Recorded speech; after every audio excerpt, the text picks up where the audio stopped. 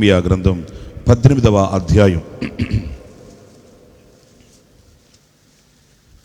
ఇర్మియా గ్రంథం 18వ అధ్యాయంలోని 6వ వాక్యాన్ని నేను చదువుతాను. జాగ్రత్తగా మీరు వినండి. ఆ మాటను కాసేపు మనం ధ్యానించి ఆశీర్వాదాన్ని పొందుకుందాం. 18వ అధ్యాయం 6వ వాక్యం. ఇశ్రాయేలీయులారా, ఈ కుమ్మరి మంటికి చేసినట్లు నేను మీకు చేయలేనా? ఇదే యెహోవా వాక్కు. జిగటమన్ను కుమ్మరి చేతిలో ఉన్నట్లుగా ఇశ్రాయేలీయులారా, మీరు నా చేతిలో ఉన్నారు. చూడండి, ఇక్కడ మనము ఆయన చేతిలో ఉన్నామట. మనము ఏ అధికారుల చేతిలో లేము. మనము ఏ లోక సంబంధమైన వ్యక్తుల చేతిలో లేము. చాలా సందర్భాలలో లోకంలో ఉన్నటువంటి వాళ్ళు ఏమనుకుంటారంటే, నేను ఫలానా వాళ్ళ చేతిలో ఉన్నాను, నాకేం తక్కువ, నాకు అధికారం ఉంది, నాకు అది ఉంది, నేను ఏమని చేయగలను అని సంబరపడుతుంటారు. అయితే ఇక్కడ ఒక అధికారి చేతిలో ఉన్న వ్యక్తికే అంత భరోసా ఉంటే, ఒక లోక సంబంధమైన శక్తి కలిగిన వ్యక్తి చేతిలో ఉన్న ప్రజలకే అంత ధైర్యం ఉంటే, సర్వ సృష్టికర్త అయిన ప్రభు, సర్వాంతర్యామి అయిన ప్రభు, ఆయనకు అసాధ్యమైనది ఏది లేదు. సర్వము సృష్టించి సమస్త హంగులను రంగులను తీర్చి ఈ లోకలో ఉన్నటువంటి ప్రతి దానిని సృష్టించిన సృష్టికర్త అయిన ఆ ప్రభు మనతో చెప్తున్నాడు, మీరు నా చేతిలో ఉన్నారు. దేవునికి స్తోత్రం కలుగునుగాక. ప్రియులారా, అయితే మనం ఈ రోజున ధైర్యంతో, సంతోషంతో, ఆనందంతో గంతులు వేయవలసిన అనుభవం ఏంటంటే, నేను ఏ మనిషి చేతిలో లేను, ఏ అధికారుల చేతిలో లేను, ఎవని చేతితో నేను నడిపించబడి పోషించబడట్లేదు. నా పోషకుడు ఒకడున్నాడు, నా నాయకుడు ఒకడున్నాడు, నన్ను ఉద్ధరించే దేవుడున్నాడు, నా కన్నీళ్లను తుడిచే దేవుడున్నాడు, నన్ను ధైర్యపరిచే దేవుడున్నాడు. ఆయన పేరు నజరేయుడైన యేసు.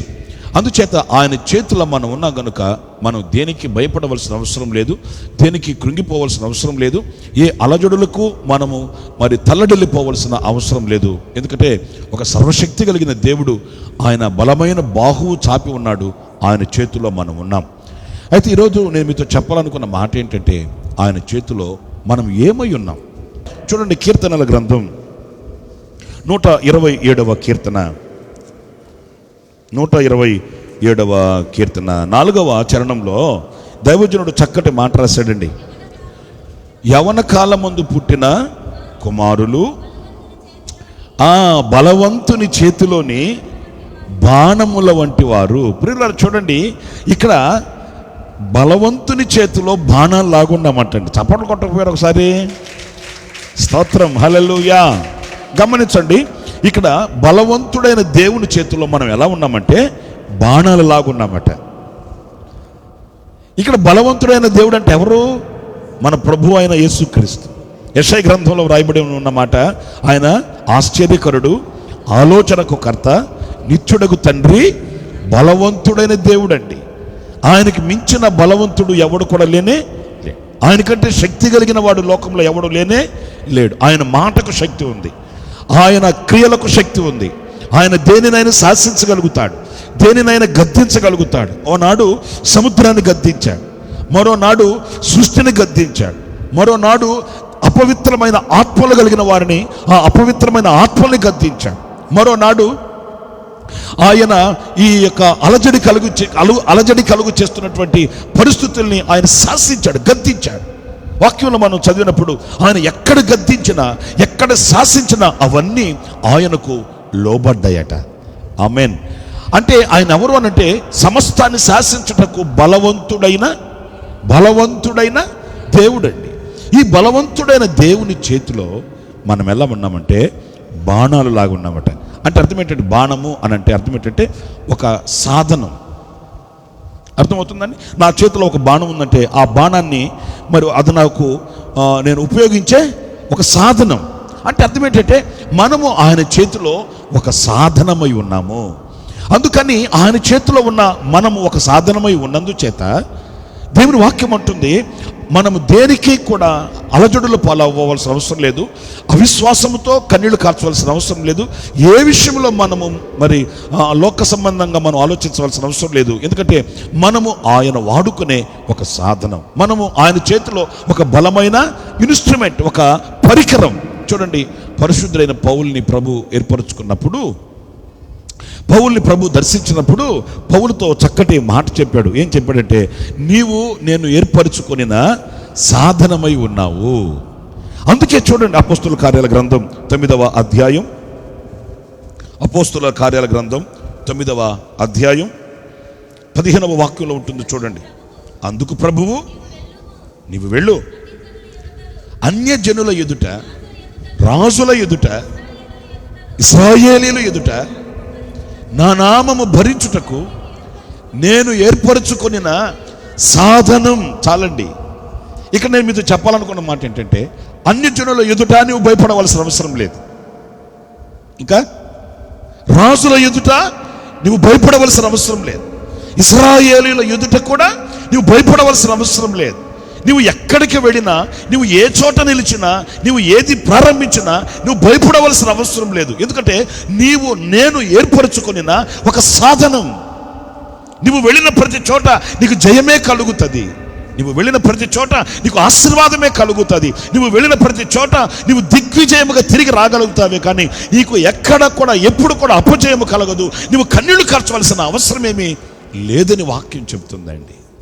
నా ప్రియ దేవుని బిడ్డలారా గమనించండి. మరి ఈరోజు మనం ఆయన చేతిలో ఉన్నాము అన్నప్పుడు ఆయన మనల్ని వాడుకుంటాడు, ఆయన మనల్ని నిలబెడతాడు, ఆయన మనల్ని ఘనపరుస్తాడు, ఆయన మనల్ని దీవిస్తాడు. ఎక్కడ నిలిచామో అక్కడ ఆయన మనము మరి దిగ్విజయముగా నిలిచి మరి జయాన్ని సాధించేటట్లుగా ఆయన కృప మనకు మెండుగా నిండుగా సమృద్ధిగా అనుగ్రహిస్తాడన్న పూర్ణమైన విశ్వాసం మనలో కలగాలి. యేసుక్రీస్తు ఒక వివాహానికి వెళ్ళాడు. మనకు బాగా తెలిసిన సంగతి. యోహాను సువార్త 2వ అధ్యాయంలో ఉంటుంది చరిత్ర. యేసుక్రీస్తు వివాహానికి వెళ్ళినప్పుడు, వివాహంలోకి ఎట్లుంటుంది నేను చెప్పాలి, మీరు వినాలనా? మన వైపు చూసేవాళ్ళు ఉంటారా, మనతో మాట్లాడేవాళ్ళు ఉంటారా? అందరూ బిజీయే. పెళ్లి కుమార్తె తరపున వాళ్ళు పెళ్లి కుమార్తెని సిద్ధపరుస్తుంటే, పెళ్లి కొడుకు తరపున వాళ్ళు పెళ్లి కొడుకుని సిద్ధపరుస్తుంటే, ఇటుగా నాలాంటి వాళ్ళు ఏంటి నవ్వుతారండి, బిజీగా ఉంటారు. ఎవరు కూడా ఖాళీగా ఉండరు. అది వివాహం కదా.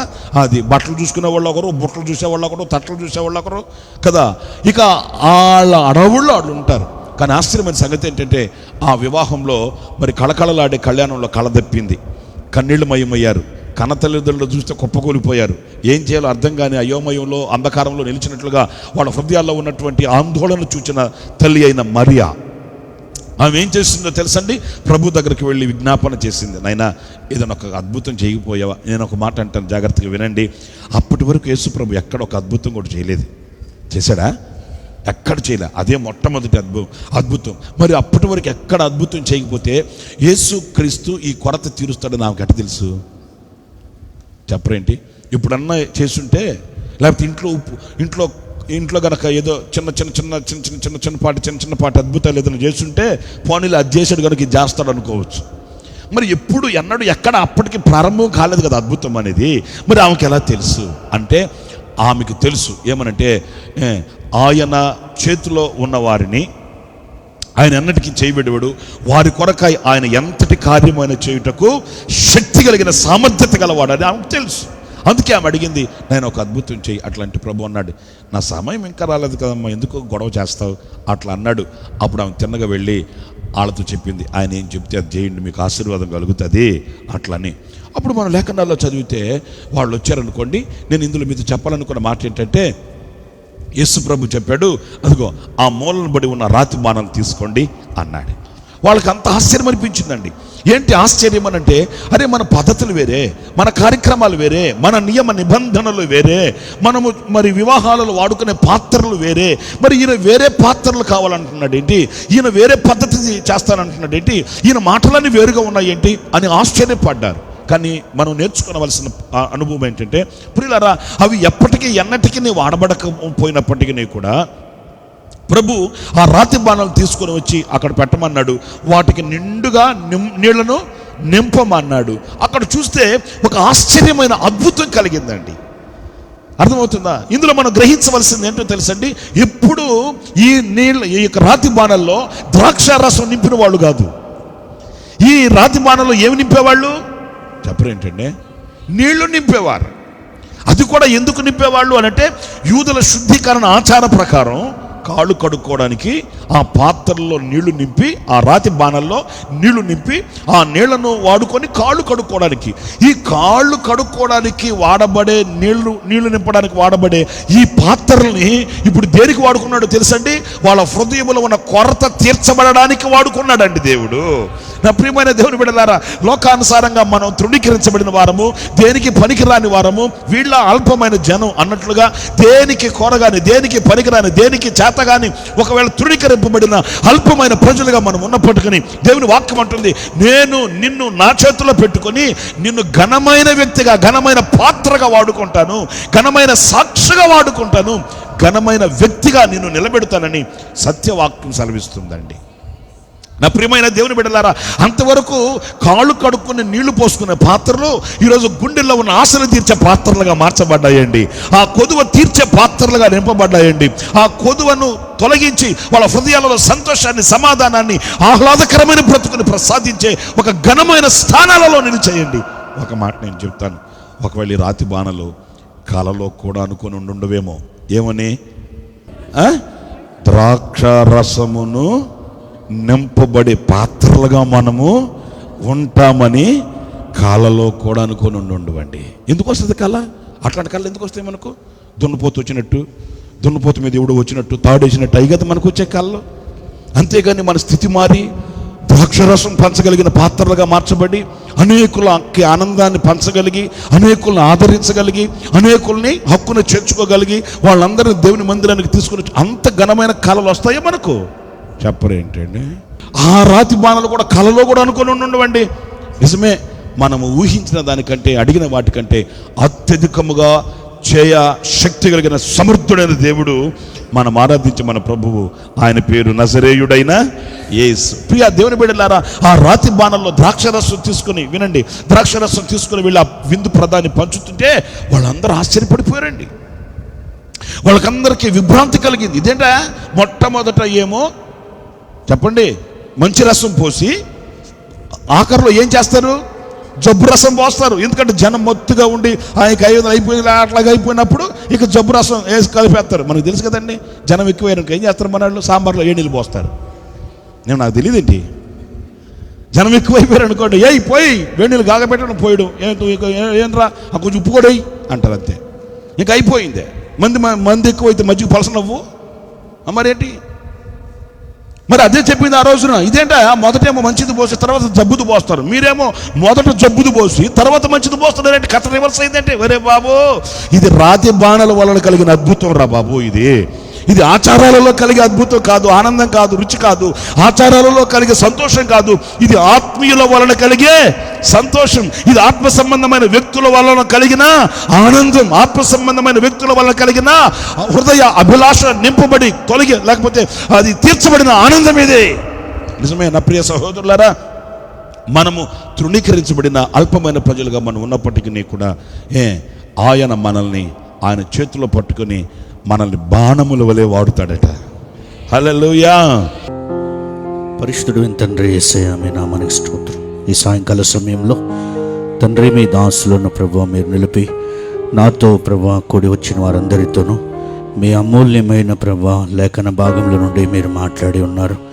ప్రభువా మేమేమై ఉన్నామో, మీ చేతిలో ఎలా ఉన్నామో తండ్రి మరొక్కసారి మీరు మాతో ప్రభువా తెలియజేసి బలపరిచే నిమిత్తమై, ఉత్తేజింపు నిమిత్తమై, ఉత్సాహాన్ని కలుగు చేయ నిమిత్తమై ప్రభువా మీ ఉద్దేశాలు మేము మర్చిపోకుండా మీ చేతిలో ప్రభువా ఉన్నవారమై నా తండ్రి ఆత్మీయతలు కొనసాగు నిమిత్తమై ప్రభువా మీరు జాగ్రత్తలు, హెచ్చరికలు నా తండ్రి మీ ఉద్దేశాలు, మీ ఆలోచనలు ప్రభువా మీరు తెలియజేసినందుకు మీకు స్తుతి చెల్లిస్తున్నాను. ప్రభువా మీ చేతిలో మేము బలమైన సాధనమై ఉన్నాము అని ప్రభువా మీరు మాట్లాడి ఉన్నారు. అనేకులను ప్రభువా మా కళ్ళ ముందు నిలిపి పితరుల జీవితంలో ప్రభు వారిని సాధనంలా మీరు ఏ విధంగా వాడుకున్నారో ఆ విధంగానే ప్రభువా ఇది మొదలుకొని ఆత్మీయతలో మేము వాడబడాలని ప్రభువా మీరు మాట్లాడి ఉన్నారు. అందు నిమిత్తమై మీకు స్తోత్రం. ఈ ప్రాంతంలో అనేకులను మీ మహిమ కలిగిన రాకడకు సంసిద్ధపరిచి మహిమను పొందమని యేసయ్య నామంలో ప్రార్థించి వేడుకొనుచున్నాము తండ్రి. తండ్రి అయిన దేవుని ప్రేమ, ప్రభువైన యేసుక్రీస్తు కృప, పరిశుద్ధాత్మని సహవాసం మనకు మనవలే ప్రార్థిస్తున్న సకల పరిశుద్ధులకు ఈ కూడికలో పాలు పొంది వాక్యాన్ని విని తీర్మానంతో ప్రార్థన చేసుకున్న ఒక్కొక్కరికి ఇది మొదలుకొని సదాకాలం తోడయ్యుండి నడిపించునుగాక. ఆమెన్.